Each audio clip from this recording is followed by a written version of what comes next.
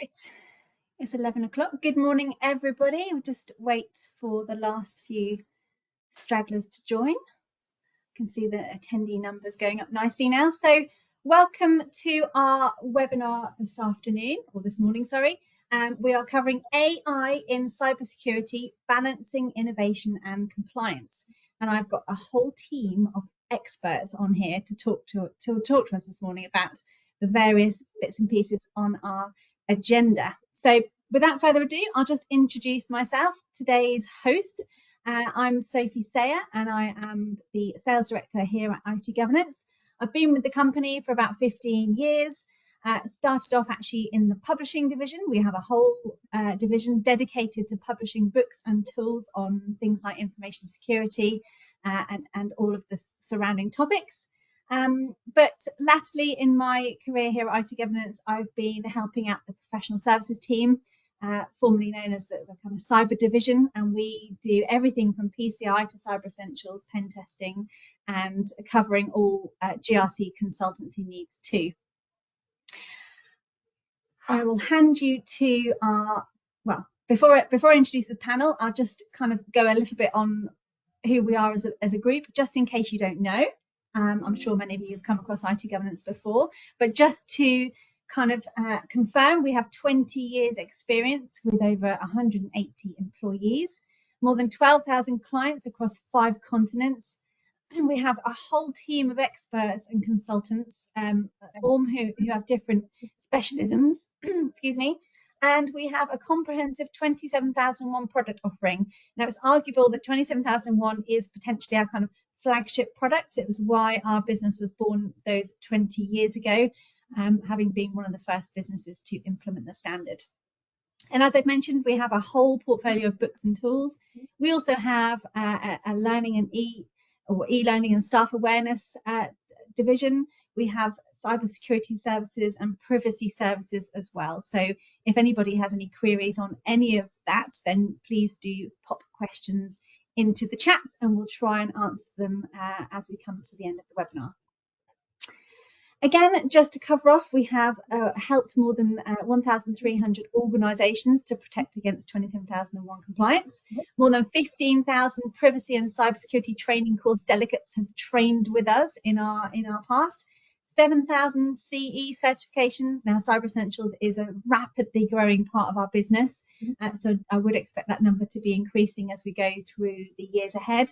And more than 2,350 customers use our governance, risk and compliance software, our Cyber Comply software, which is embedded into many of our products.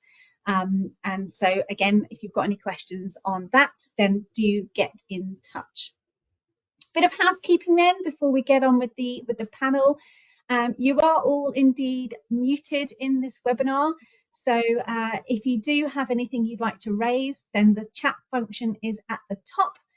You can click and type a question and it will come up during the webinar, and then I'll endeavour to get to them at the end, and if I need to, kind of field them out to our experts as well. Also, just to say, we will indeed email you a copy of these slides afterwards, so don't feel you need to take loads of notes during the webinar. Just sit back, listen and enjoy, and as I said, we will email you these slides at the end. So here we are, our panel for today. First up is Andrew Patterson. He is head of consultancy here at ITG. I will let him introduce himself. So over to you, Andrew. Oh, pardon me. Good morning, everybody. Yeah, so Andrew Patterson, and I'm the head of GRC and PCI consultant for the global business. It says what I would have done there. You know, GRC, governance, risk, and compliance is what I do, and I've been doing that since, well, as I poured in at a panel I was on in London before Christmas. I started out in this before the internet really existed, so I've seen things come and go, things say this is going to change everything, etc., and all that sort of stuff, and technology doesn't quite always go the way people think it's going to be, although AI is going to be significant. I don't think there's any doubt about that. If you're interested, I've got a book there which is on DORA, Digital Operational Resilience Act, and actually later this month we've got one coming out on NIST Cybersecurity Framework version 2.0. So if Dora hasn't helped you sleep, the next one definitely will. So a riveting subject. So yeah, so I've been around a little while talking about this sort of thing. Thank you, Sophie. Thank you, Andrew. Absolutely welcome, and we are delighted to have you. And thank you for sharing your time with us, because we know it's very precious in between consulting and writing books by the looks of it. Next on the panel, we've got Camden. She is our AI expert. I'll hand over to you, Camden, to introduce yourself. Hi, so I'm Camden. I'm the head of AI product marketing here at GRCI. So my focus is all really about making AI practical for businesses, especially when it comes to governance, risk, and compliance. So I work on developing AI compliance products that help organizations tackle regulatory challenges like the EU AI Act. But I also work on the internal strategy side of things too. So finding ways that AI can streamline our own operations, working with our staff to enable AI literacy, that kind of thing. It's a really exciting space to be working in.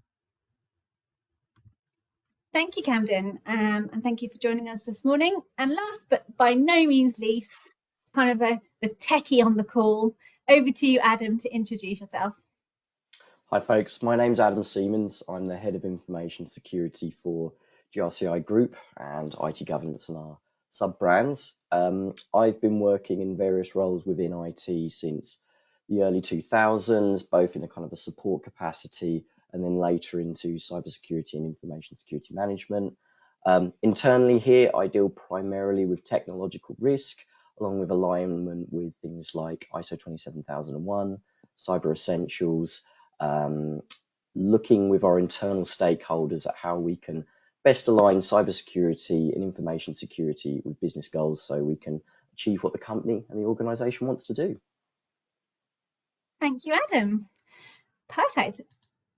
Okay, so this is the agenda for today, folks. We are also going to have a bit of an interactive session as well. There's polls coming up, so make sure you've got your finger on the buzzer ready to submit answers shortly. But just to cover off, the first thing we're going to be talking about is the implications of the EU AI Act. We're going to be covering AI and automation and processes and privacy challenges. We're also going to be covering off the dual role of AI in enhancing cybersecurity defences. We're going to be going through governance strategies for balancing AI innovation. And then slightly towards the end, we're going to have some more ethical considerations and future trends in AI. So really, really exciting topic. Looking forward to this one today. I hope you all are too. So this is our first poll, as I've just announced. So what I need you to do is answer this question for me, all of you lovely attendees. So what is your biggest challenge in AI-driven cybersecurity? So we've got 5 options here. If you could just submit your answers. The first one is ensuring compliance with regulations like ISO 27001. Second is managing AI-related cybersecurity risks and potential vulnerabilities. Number 3, covering AI adoption and balancing security with innovation. Number 4, understanding how AI can enhance cybersecurity in a practical way. And then number 5, training staff to recognise AI-driven cyber threats like deepfake phishing. Okay, if you could submit your answers now, that would be fantastic. We're just collecting the results. The first one, the first biggest challenge looks to be the compliance with regulations like 27001 and the EU AI Act. That's definitely getting a lot of responses now, I can see. Just let that run for a few seconds longer. I'll say 75% of you have voted. Can we have any more? That's 80% voted. It's going up and up.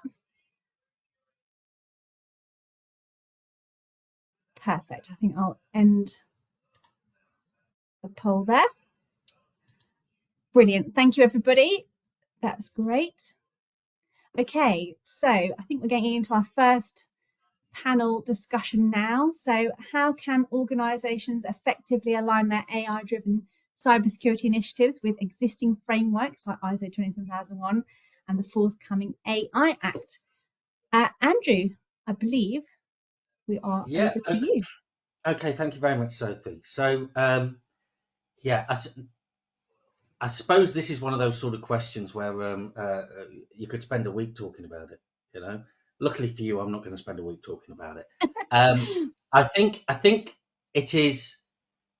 We have a huge challenge. So if we talk about certain things out there, like there is standards, frameworks.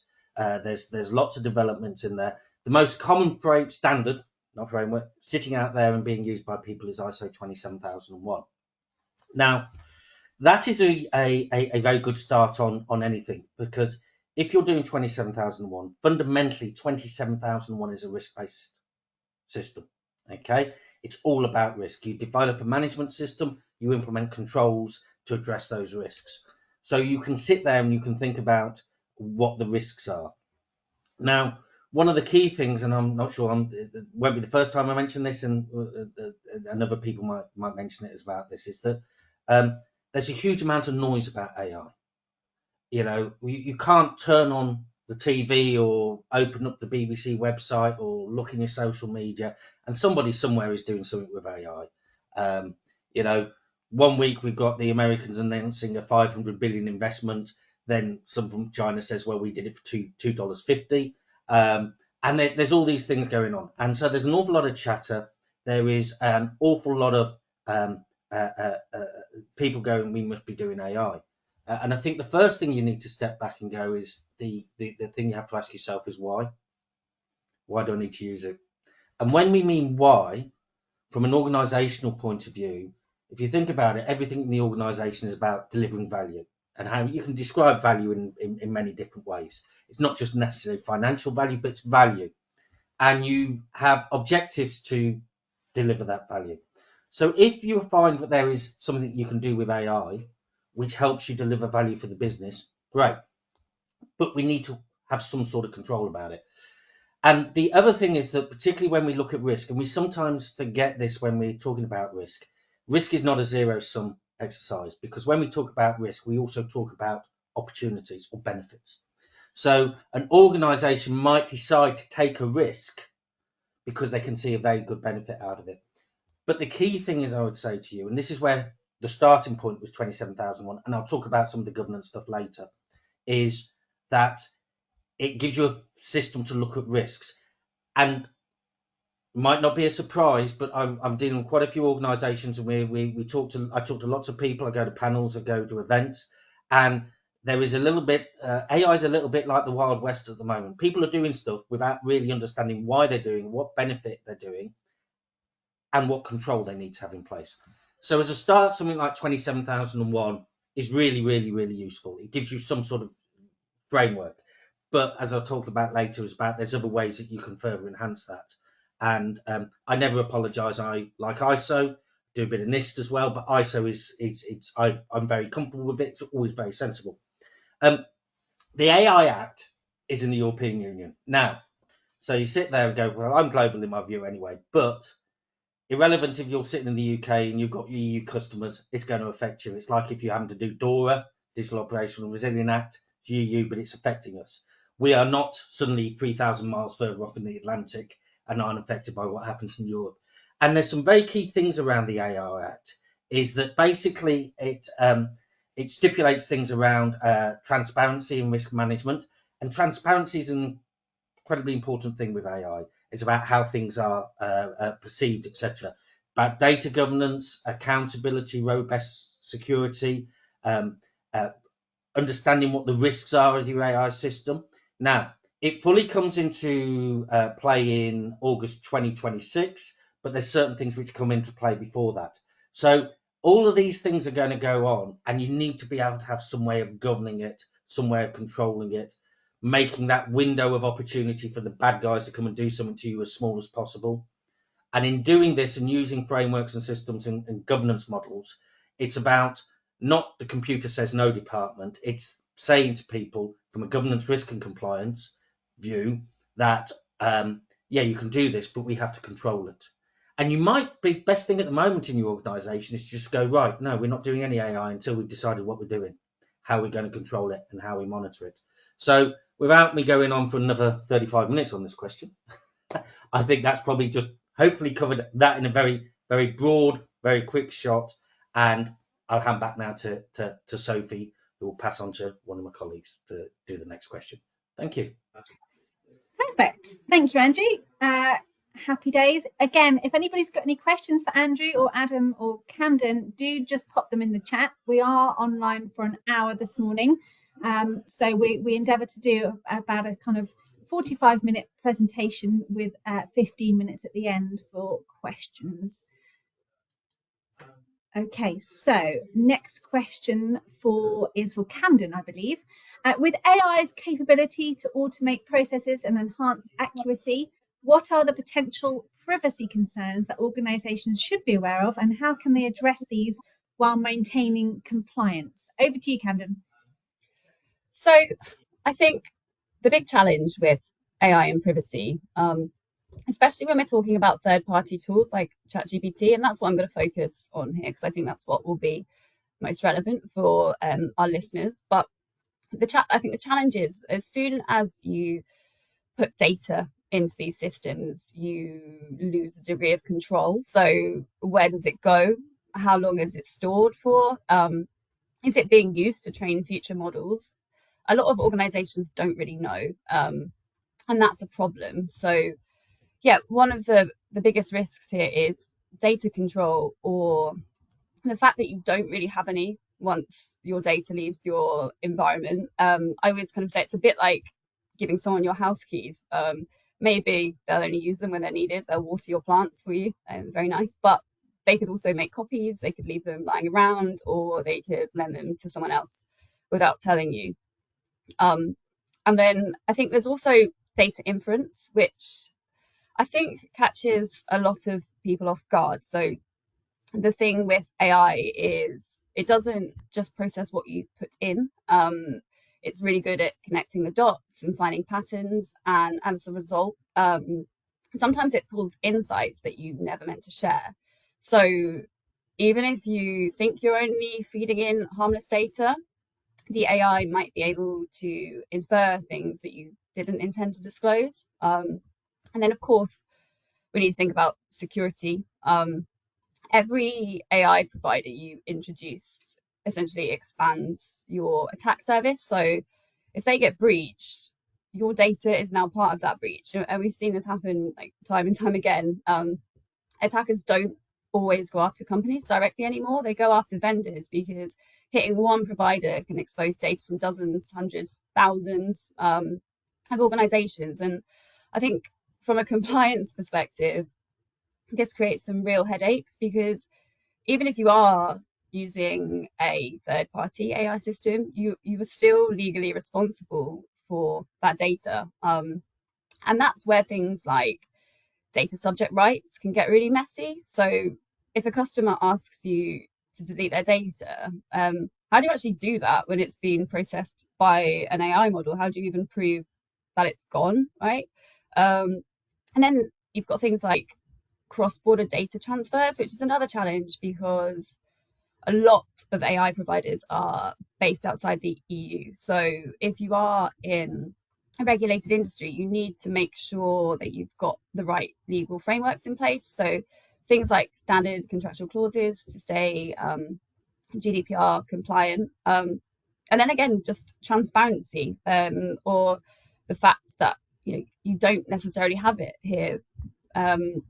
Under most data protection laws, you're supposed to be able to explain how customer data is being used and how decisions are made. But if you're using a third-party AI model, you probably don't know how it actually works. I mean, most providers aren't exactly happy to just hand over their proprietary models for inspection. But I think the catch here is that you can't just say, well, that's the AI provider's issue. The accountability still sits with you. So I guess what's the solution? I think the first thing is just being really selective about what data that you share. So data minimization is key here. You want to strip out anything that's unnecessary before you put it into an AI system. And I think a simple rule of thumb here is that if you wouldn't put it in an email to someone that you didn't know, don't put it in an AI model. And then you can think about contracts. So depending on the provider that you use, there might be scope to agree certain arrangements. And I would always recommend that you have an agreement with the AI provider that you're using that can spell out whether or not that data is used for training, how long it's stored for, what happens in the event of a breach, and who's responsible for compliance. And also, I think from a security standpoint, encryption, access controls, these are all really important. So if you have to process sensitive data, encrypt it before you send it to the AI tool. And also just you need to think about limiting access. So don't let anyone in your organization start dumping data into an AI model without oversight. I think the last thing I'd say here is ongoing monitoring is important too, because AI is not just a set and forget tool. You need to track how these systems are being used. You need to track who has access, and you need to keep an eye on whether new risks are emerging over time. I think at the end of the day, AI is such a powerful tool, but I think businesses need to stop treating it as some magic box that just works in the background. I mean, if you wouldn't hand your customer data over to a stranger with no questions asked, you shouldn't be doing it with AI either. Thank you, Camden. That was really interesting. Even I learnt a few bits and pieces on there, so hopefully the audience did too. It's great to see a few questions coming in. We will get to those very, very shortly. So just in the meantime, we've got a question here for Adam. So Adam, considering AI's dual role in strengthening defences and potentially enabling sophisticated cyber attacks, what strategies can organisations employ to balance innovation with the inherent risks? I mean, it's a really great question, and I'm going to touch on some of the areas that both Camden and Andrew have sort of pointed out. So the challenge is leveraging AI, its use opportunities, in a way that we can maintain our security standards, but then also take advantage of the innovation that it can do. And as Andrew said, we don't want to be the department of no. We want to be the department of how. And I think that's really key. And some of this will come from using our experience from migrations to systems like the cloud, where there's a shared responsibility model, whether you're using a SaaS provider, an IaaS provider, or a PaaS provider, who does what on there, and really understanding that, and then also comparing those systems as well, so you're really sure of what's going on. But a lot of this comes back to AI literacy.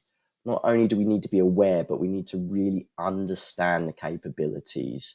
That way we can be educated about the risks, and then we as professionals can guide our decision makers effectively, because that's our key role within the business as kind of compliance people or security professionals.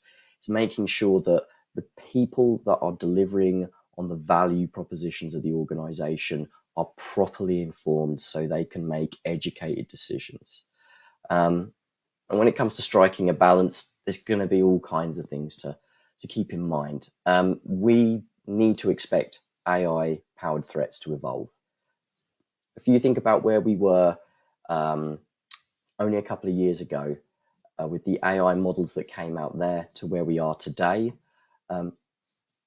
things are only getting more sophisticated, and we've got to expect that. Expect the unexpected is a weird one to prepare for, but resilience is going to be key on that. We need to expect phishing, which has been around for years and years, to get more sophisticated. So we've got to upscale and improve those kind of things. Deep fakes are becoming more convincing, and cyber attacks are going to become more persistent. Threat actors are innovators too. These are, generally speaking, these are clever people, and they are going to be innovating probably just as much or more than anyone else in the market. But that doesn't mean that we internally should stifle innovation. We need to be looking for opportunities as well where we can innovate to sort of meet the challenges that the threat actors do. So that could be enabling our security teams to automate identification of risks and opportunities rather than just saying no internally when we're asked about software. We should also look to try and automate security tasks wherever possible. We know AI excels at things like log analysis, anomaly detection, automation of threat responses, so we can speed up those processes. And this also helps reduce alert fatigue. So anyone who's ever worked in a SOC or any kind of security operation knows that it's very, very easy to be bombarded with alerts for investigation, and that is a lot to take for humans. But that's one of those things where an AI that doesn't sleep, doesn't drink, works 24/7, really shines and can potentially surface those things that do need us as professionals to leverage our understanding and our ability to reason, however something's legitimate or not. As Andrew said, we need to take a risk-based approach. Not every tool is going to be worth investing in. We need to prioritize real ROI over buzzwords. As Andrew touched on earlier, we're going to get bombarded with new tools, bombarded with new hype. There will always be a new thing. But the key part for us is to identify the actual risks that affect our organizations and then spend appropriately where we can get the best benefit. AI to me feels like it has the ability for many organizations to commit a HS2 style big spend or where the value is unclear, and we don't want to do that. We want to get the best benefit from these tools. And education, as I touched on before, it's critical that all levels of the business understand AI and what it means to them, both in the decision-making levels and also down to those individual users. One of the things that we have learned from the rise of social media is that often the end user isn't necessarily the customer. Facebook, the end users of Facebook, you are the product. Your data is what they sell to advertisers. So if an AI tool is free to you at the end user, where are they making their money and how are they doing that? And does that infringe on your privacy or your intellectual property? So that's really key that we cut through the hype and we have intelligent, risk-based, well thought out adoption of AI. The other thing as well, as like I said, was we need to accept that AI will be used by threat actors, cyber criminals, and it's going to get sophisticated. I mean, just on a low level, phishing emails are already getting better written. Deep fakes, just one of those things that there was a novelty of it, seeing world leaders. That's going to happen more and more and more because let's face it, social engineering works. And then we're going to see more advanced probing, AI reconnaissance on organizations. Scripts have been doing this for a long time, tools have been available, but we're going to see more and more of those things. So more persistent threats, and we need to adapt in real time. AI can be a powerful ally to cybersecurity, but only if we implement strategically with strong risk management and clear purpose. Thank you, Adam. That was really, really helpful. Thank you so much. So without further ado, we shall move on to the next part of the webinar. So in case you're all dropping off, we need you to be a bit more interactive now if you can. We have our second poll is coming up, and the question is, how prepared is your organization for AI related cybersecurity threats? The first being not prepared at all, we're still trying to understand AI. The second is somewhat prepared. Third is moderately prepared, and the fourth is highly prepared. So the poll will go live on your screen just now. If you could just submit your answers, that would be fantastic. Just seeing the answers coming in now. Nearly half of you have answered. So it looks like the most popular answer for this one is somewhat prepared. We have basic security measures, but no AI specific policies. So there you go. That seems to be the most common answered, with 71% of you voting. So the vote has ended now. I'll close the poll. Thank you so much, everybody. Really, really insightful stuff. Okay, so we'll move on to our next question then. We've just got 3 questions left before we move into our Q&A section.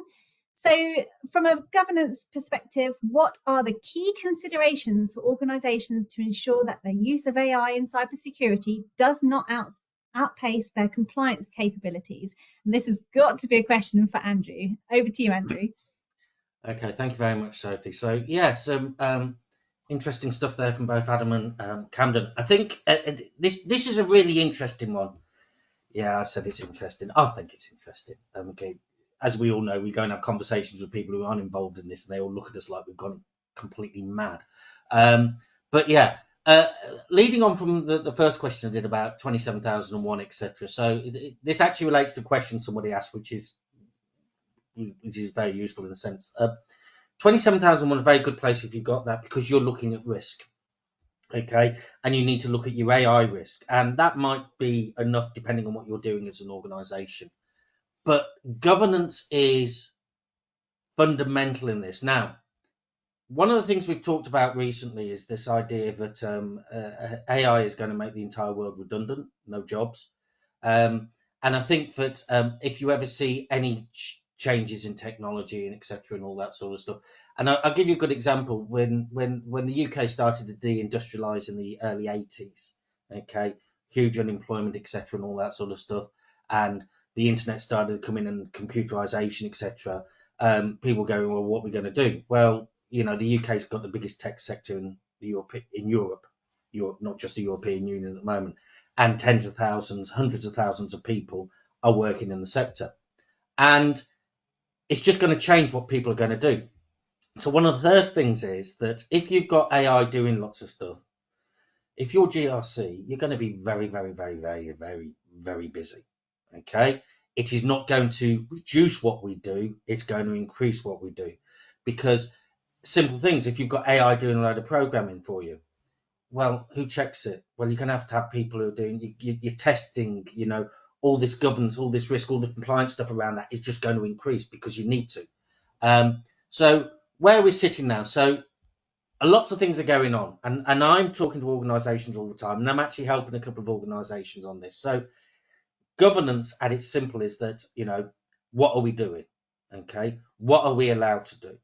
So very, very simply, organisations need to decide what they're going to do with AI. Are we going to use it? What are we going to use it for?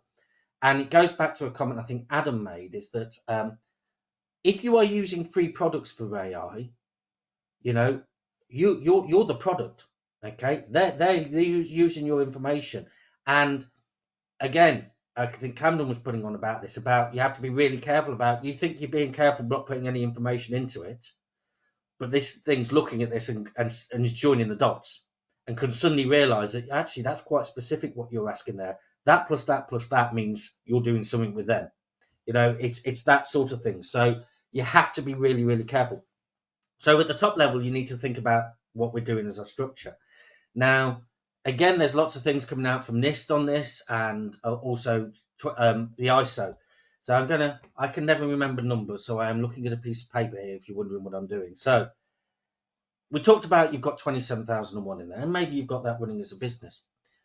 With ISO standards, you can do what you call integrated systems. So I have a integrated system for where I've developed it, where it's 27001, 22301, and 20,000, which is service delivery. And I am now building into it a thing called 42001, which is the AI management system. And that means that we use the same framework for deciding what we're doing as that. Now, ISO also can bring in, there's, you know, ISO 38507, write all these numbers down. It's about AI governance. Okay, that's specifically about AI governance because it's broader than cyber. So there's about efficacy, about all these different other things that you've got to worry about when you're talking about AI. And then just to bring it all up, then you've got ISO 23894, which is the guidance on risk management.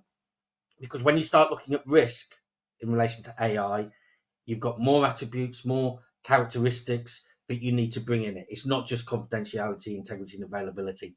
It is huge. And those policies, just so you might not be able to, is that. Yeah, those documents. There's lots of them. and they're very useful. So if you were integrating 42001, put my teeth back in, into 27001, you've got to do more on risk. There are 39 additional controls that you can build into your control system, but it gives you that structure. And the key thing is you start asking the 4-year-old approach to anything, which is the why. Okay, why are we doing this? What are our constraints? So if you're an organization, you suddenly sit there and go, yeah, you can use these learning language models, but we need to pay for it. Okay, because we need to put control on it. Because if it's free, they're farming your information without a doubt. And those sort of things, you sit there and go, well, if we're doing cloud and we're doing AI, but it goes to the cloud, how does that work with our, third-party risk, our cloud systems and all that sort of stuff? But it gives you the ability to just frame what you're doing. And this is coming from my security background. I always describe to people that what we're trying to do is always make that window of opportunity for the bad guys who want to do you harm as small as possible. You can never remove completely that window of opportunity for the people who want to do some bad stuff to you, but you make it as small as possible. So the key thing is with the AI is that you need to decide what you're doing. So you need a strategy, you need a policy, and you need to look at risks. So people need to be told what they're allowed to or not allowed to do. They need to be given guidance. So, for example, in the AI Act, if you're in the European Union, requires you to do this, is to explain to people what it does. And my experience over many, many years has been that most people do things wrong, not because they're malicious or trying to do harm, it's because they don't know what they're meant to be doing. So it's about competence and awareness. So keeping it very straightforward and going, yes, we can use this, but under these circumstances, if we need to do something else, you need to go through this process. So it's about control, because if you let it out this is like the Wild West. If you let it out with no control and it starts getting to all your data and everything, you're going to have a problem. And although we don't have this legislative approach yet in the UK, we will do.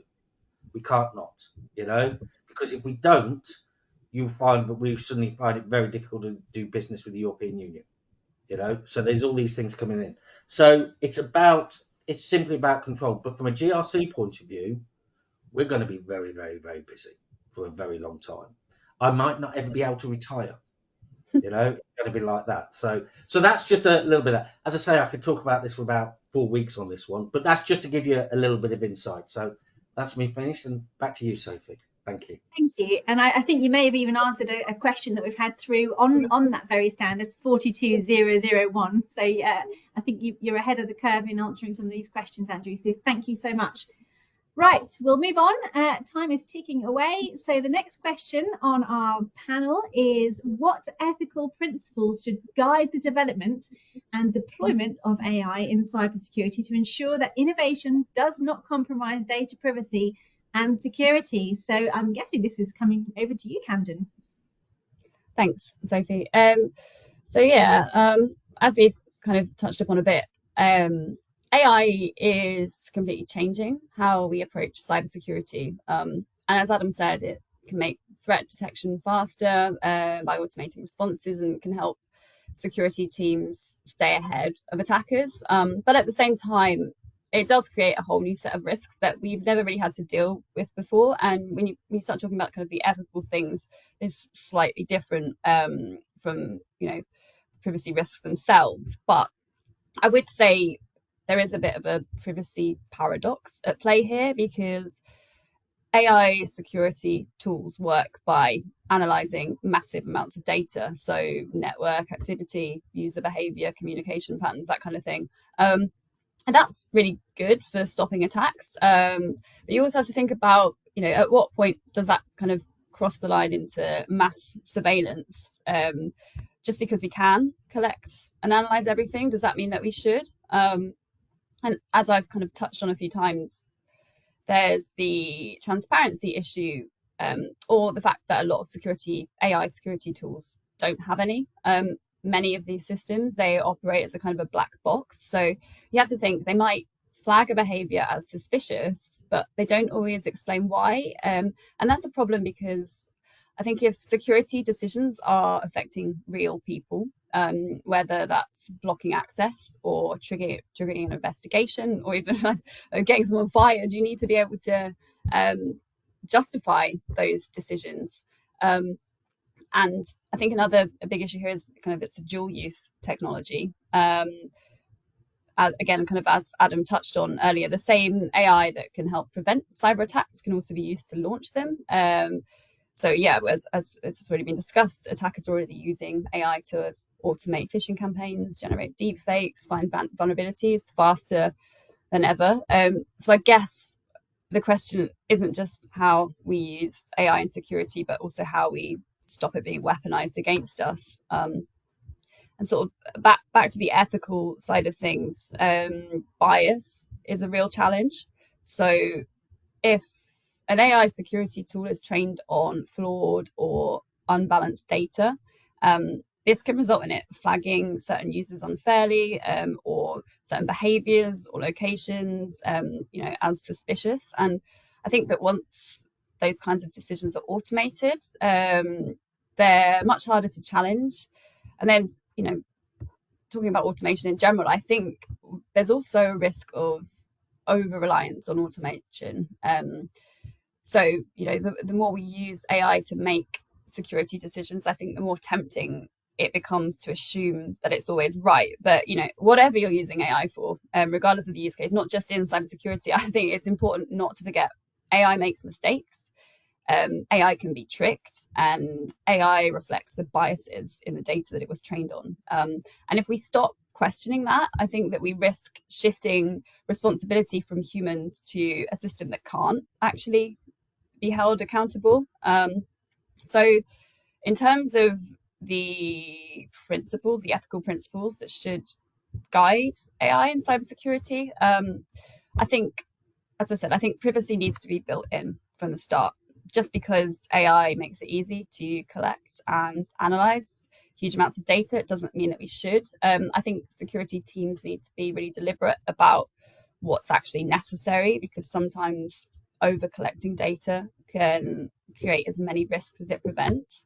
And again, transparency, I've lost count of how many times I've said the word transparency, but if an AI system is making security decisions, blocking access, flagging threats, monitoring users, whatever, there has to be a clear and explainable reason behind it, because otherwise we're just blindly trusting machine. And to that end, I think human oversight, human in the loop, whatever, I think it really should be non-negotiable. The goal of AI, when it's used in cybersecurity, should be always to assist security teams, and not to replace them.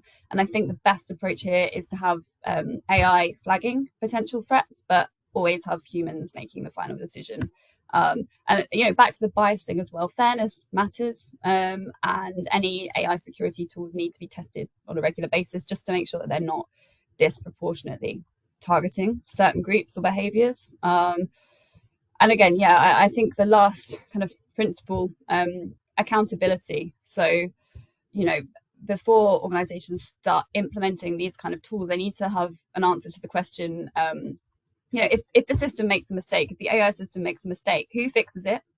So if an automated system wrongly locks someone out of their account, or if it flags them as a security risk, there really has to be a clear process for review and correction. You can't just use AI as an excuse for bad decisions.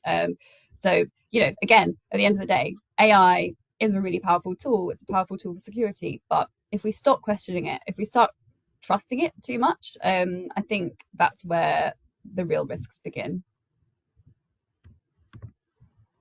Perfect. That was really helpful. Thank you, Camden. Okay, so without further ado, we will move on to our last question of this webinar. How do you foresee the evolution of AI in cybersecurity over the next few years, and what proactive measures should organizations take now to prepare for these advancements? Adam, I'll hand to you. Thank you very much. I mean, this is both a great question and a horrible question, because predicting the future is, it's a crazy thing to do. But what we can try and do is think about what we do know. There's a question just come in from Ben asking about the political considerations with the UK and US not signing the International AI Declaration from the Paris Summit. AI and how we handle it on a macro level globally is a big question. And it's something that the world is struggling with now. It almost feels as if we're in an AI arms race, and it's playing out on multiple levels. If you cast your mind back to November 2023, our then Prime Minister Rishi Sunak had an AI safety summit. Elon Musk was there and he did an interview, very high profile. Elon Musk is now working in the White House. That means that's taking place at conversations are now moving on to a place where our political leaders are involved. The EU has said that it will be investing 200 billion euros in AI. US tech giants announced that they will be working on around 300 billion in AI infrastructure in 2025, the Stargate project. And we can see already just in recent news the market shock from other competitors coming in, such as DeepSeek or Alibaba, and what these are doing and shaking up the market. But then when you move on to a macro level, things that affect us on a day-to-day, AI is becoming more of a business and individual tool, from things like content creation and simple individual personal workflow automation. And then there's the cyber criminals that are in there as well, and how they're weaponizing AI and the impact that it's having on just mundane cybersecurity attacks, the things we're used to, like phishing, like social engineering, let alone the ability for malware to be very quickly changed and improved. So what can we do about this? So from a cybersecurity level, AI-powered tools are going to be coming along as well, because as much as the threat actors are doing it, the companies that are out there trying to provide us tools are going to be on there. So it's worth looking at how organizations and strategies and tools are being developed to address these threats, whether this be things like XDR, extended response services, malware detection, incident response, and new tools like Microsoft Security Copilot.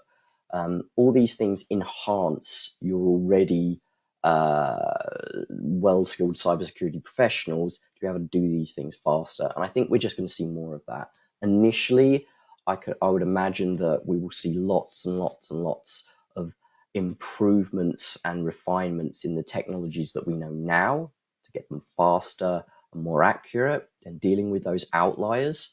But then going forwards, it's anyone's guess about what's going to happen. And as Andrew and Camden mentioned, a lot of it's going to be a risk approach, identifying what are those risks to you in the business and your future, and making sure that you're addressing those things, or at least thinking about those things as technology changes. To prepare, I think really we need to be investing in AI security tools wisely, as we mentioned before, not just the buzzwords.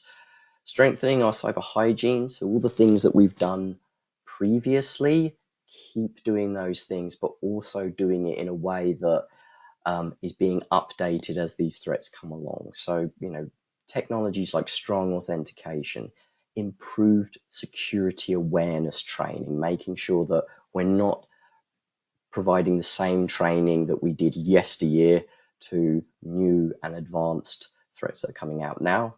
Looking at models like Zero Trust, it's very easy to get these things wrong. Security is a sliding scale of convenience versus security, and we've got to get that right. But systems like Zero Trust and methodologies like that can help improve things. And then the other thing is resilience. AI-powered attacks are going to continuously evolve. And while we can't necessarily always predict those, we can try to build resilience in our systems. That in itself helps our businesses recover faster and pivot faster when they need to. And then, of course, fostering AI literacy across your whole organization. And I think we are just going to see more and more training, whether it be for governance and technical professionals, but then also our end users as well, to help us meet these evolving threats and also opportunities for innovation, because this will be a catalyst for moving our businesses and our countries and our industries forward.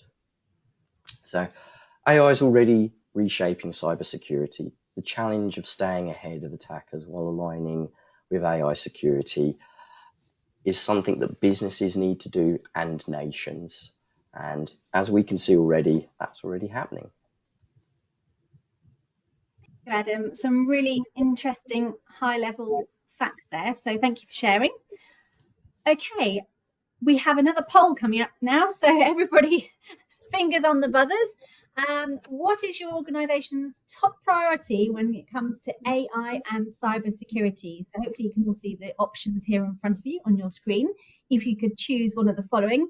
Number 1, achieving or maintaining ISO 27001, conducting pen testing to assess AI-related vulnerabilities, training staff to identify AI-generated threats, aligning with upcoming AI regulations, or exploring AI-driven solutions for automated cyber security.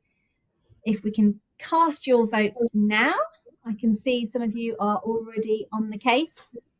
So it's looking like the most popular answer at the moment is training staff to identify AI-generated threats. Interesting. Keep going, guys. We've got some of you still to vote. I think we're seeing certainly interest in all areas here for this poll. It's definitely a bit more evenly spread than the others. The vote is still in progress. Okie doke.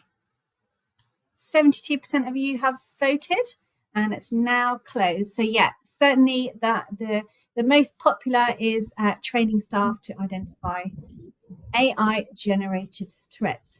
Thank you everybody for voting. Okay, so how can we help? It would be stupid having the sales director on this call if I wasn't to mention at least a couple of our products. So we have the ISO 27001 Fast Track, which I mentioned at the top of this webinar. That is definitely one of our most popular products. We can tailor it for all sorts of sizes of organisations in various locations. So do get in touch if you want some more information on that. We can soon send you a quote and a scope to what that looks like. We have e-learning, so we have a specific AI e-learning module that you can have for your organisation. So that's really helpful. You can integrate that into your e-learning platform. We have our policy templates produced by some of our publishing team. So this is part of our toolkit product, but we do sell the policy templates separately as well. So really really affordable, really quite cheap to implement. You know, it's definitely a quick win if you're looking for one of those.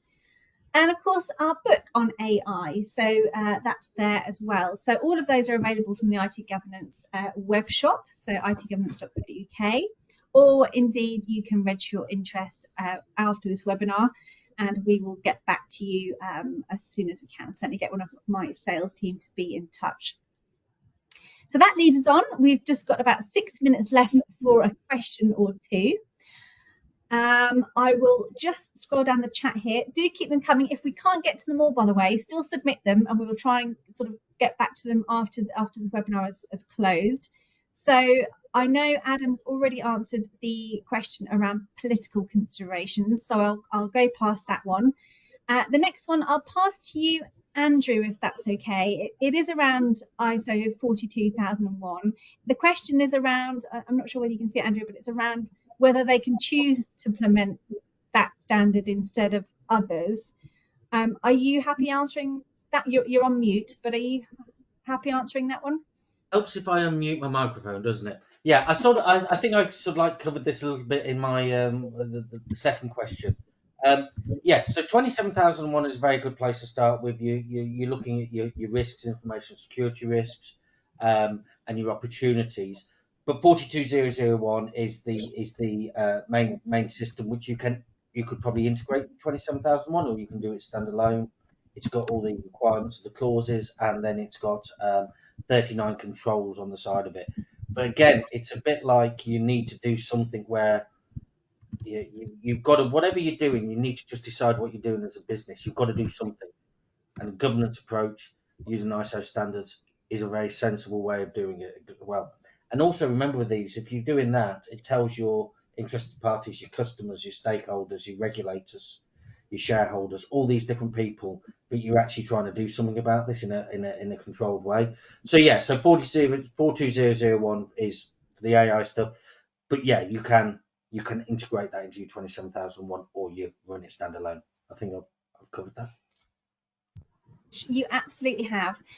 Okay, we might fit another couple in here. So the next question on the list, I'm going to hand over to Camden, if that's okay. It's around, aren't we the product even when we pay for the AI? What's your view on that, Camden? I think that's a really fair concern. And honestly, in a lot of cases, you're not wrong. Just because you are paying for an AI service, it doesn't automatically mean that your data is off limits. So plenty of AI providers, they still collect user data, sometimes for improving the model, air quotes, sometimes for analytics, sometimes just because they can. RE privacy policies, they don't always change that much between free and paid tiers. So what you're often paying for is more features, better performance, or fewer limitations. So not necessarily stronger privacy protections. In some cases, a paid tier might offer an opt-out from data collection, but there's not always a guarantee. And also, even when an AI provider says, we don't train on your data, that doesn't mean that they're not storing it, logging it, or using it in other ways. So you really have to look at the fine print. Are they keeping transcripts? Do they retain metadata? Are they, sharing aggregated insights? So yeah, if a company's business model is data driven, paying for the service doesn't suddenly turn you into a customer instead of a product. I would say to you, the best move is to always check the actual policy for the paid tier. Private doesn't always mean private. Whilst you're off mute, Camden, I'll just try and squeeze in another quick question. It's probably outside your scope, but are there any ethical issues? Was this, I think I saw, was it the one about the energy? Yeah. Yeah, I was talking to Reuters about this the other day. I think it's a big one, and I don't think it gets talked about enough, actually.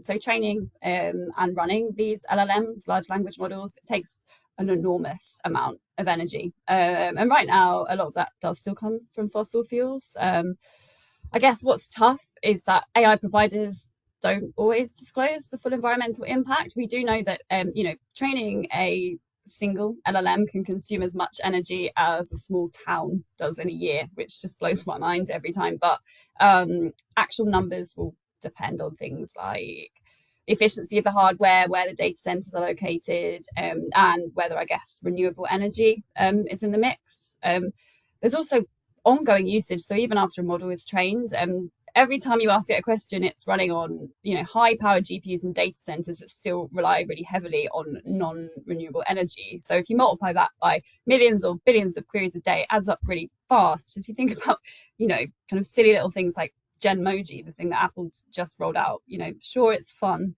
You can make whatever emoji we want, but to what end? Is that really how we want to be using it? And I guess the issue is it's not always visible. This energy consumption is not always visible to the end user. We interact with AI like it's this seamless, weightless thing, but behind the scenes there really is a massive carbon footprint. In terms of the solution, I don't know. Some companies are investing in more efficient chips, better cooling systems, like I said earlier, like renewable energy, but as the demand for AI grows, and it will continue to skyrocket, so does the energy use, and we don't have an answer for that. It's a balancing act, just like privacy, compliance, innovation, and sustainability. I all I can say is I think it's something that the industry should be more transparent about. I don't know whether or not they will be. Thank you, Camden. I know we've only got a few seconds left now. I'm not completely sure whether this will just cut off after the hour. Potentially it might do. But just to let all of our lovely viewers know that this is the way you can get in touch with us. I've put the information on the screen now. And also just to say, a lot of you are putting in the chat that actually it has been a really useful webinar. I do thank you for supporting our webinar program here at IT Governance. We do run these most weeks, so do let us know if you have any suggestions on what we could cover next time. Thank you for all of your interaction in the polls. It's been really, really great to have you on. A really high attendance rate for today, so AI obviously is a hot topic. And we will hopefully see you all again very soon. Thank you for joining and enjoy the rest of your day. Thanks so Bye-bye. much. Thanks, folks. Bye-bye. Bye.